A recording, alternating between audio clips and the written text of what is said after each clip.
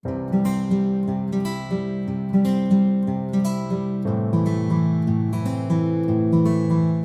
alaikum and greetings to all of you in another video of the Hindu vocab. My name is Sarfaraz और मैं हाजिर हूँ आपके सामने द हिंदू डेली वोकैब के साथ. So without wasting any single moment, let's discuss our today's words.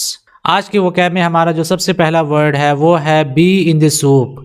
बड़ा ही प्यारा सा और ख़ूबसूरत सा इडियम है. इसका मतलब होता है मुसीबत में होने को कहते हैं या मुश्किल में होने को कहते हैं, ख़तरे की सिचुएशन में होने को कहते हैं. आप अपने हिसाब से जो चाहें यूज़ कर सकते हैं. Let's see the sentence how you have to use this word. Sentence ये है कि the party found itself in the soup after the accident, यानी पार्टी एक्सीडेंट के बाद मुसीबत में पड़ गई, मुश्किल में पड़ गई, ख़तरे में पड़ गई. इस तरह से आप एक और सेंटेंस देख लें. सेंटेंस ये है कि they will be in the soup when the truth comes out, यानी जब सच सामने आएगा, बाहर आएगा, तो वो लोग एक तरीके से मुसीबत में पड़ जाएंगे, मुश्किल में पड़ जाएंगे.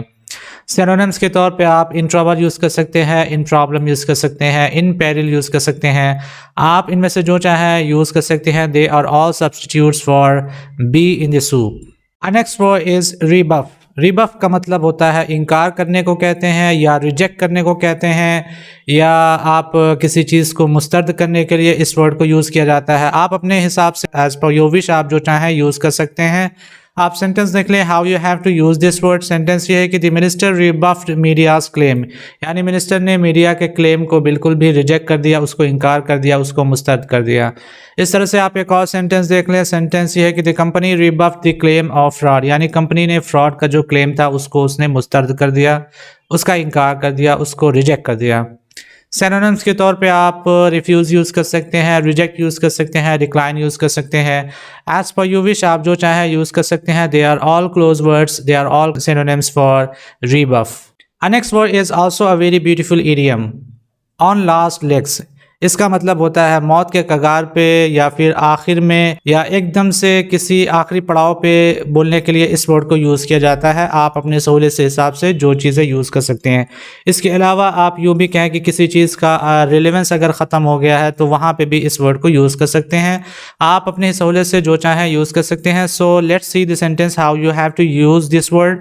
सेंटेंस हमने बनाया है कि they met on the last legs of the conference, यानी वो कॉन्फ्रेंस के बिल्कुल आखिर में उनकी मुलाकात हुई थी. इस तरह से आप एक और सेंटेंस देख लें. सेंटेंस ये है कि the party is on it's last legs, यानी पार्टी अपने बिल्कुल आखिरी पड़ाव पर है, बिल्कुल भी अब एकदम से आउटडेटेड होने जा रही है, उसका रेलेवेंस ख़त्म हो गया है. आप अपने हिसाब से जो चाहें यूज़ कर सकते हैं.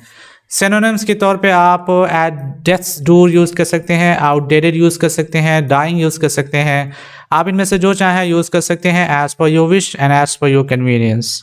Next word is obtuse. इसका मतलब होता है मूर्ख को कहते हैं, बेवकूफ़ को कहते हैं.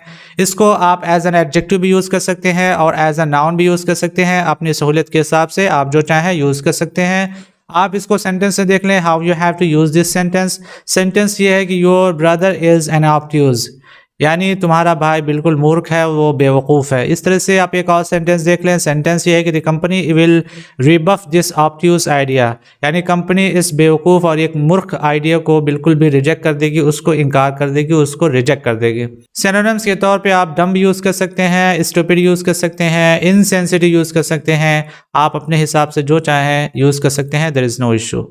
Next word is also a very beautiful word, hooked. Hooked का मतलब होता है शौकीन को कहते हैं या आदी को कहते हैं या किसी चीज़ में बहुत ज़्यादा इंटरेस्ट लेने वाले को कहते हैं. आप अपने हिसाब से जो चाहें यूज़ कर सकते हैं. आप सेंटेंस देख लें ताकि ये चीज़ आपको और ज़्यादा क्लियर हो जाए. सेंटेंस ये है कि she was hooked on reading novels, यानी वो नावल की बिल्कुल भी शौकीन है, बहुत ज़्यादा शौकीन थी और बहुत ज़्यादा वो पढ़ने वाली थी. इस तरह से आप एक और सेंटेंस देख लें. सेंटेंस ये कि they were hooked on travelling new places, यानी वो नई जगहों को घूमने के बड़े ज़्यादा आदी थे, बहुत ज़्यादा शौकीन थे.